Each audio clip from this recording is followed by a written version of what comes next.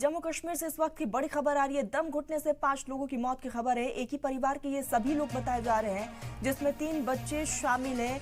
मां पिता की भी मौत हो गई है। पेंद्रथन इलाके में रह रहे थे ये सभी। तो ये बड़ी खबर, दम घुटने की वजह से मौत हुई है। हालांकि शव को कब्जे में लेकर पोस्टमार्टम के लिए भेजा गया है। लगातार इस पूरे मामले को लेकर जांच पड़ताल की जा रही है। तो जम्मू कश्मीर से ये बड़ी खबर, जहां श्रीनगर में दम घुटने की वजह से 5 लोगों की मौत की खबर आ रही है और ये सभी एक ही परिवार के बताए जा रहे हैं।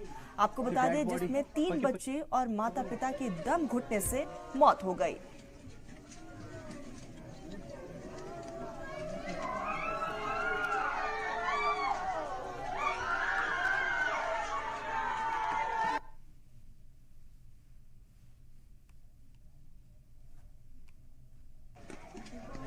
Yes, Baramul's family, yes. The dead body.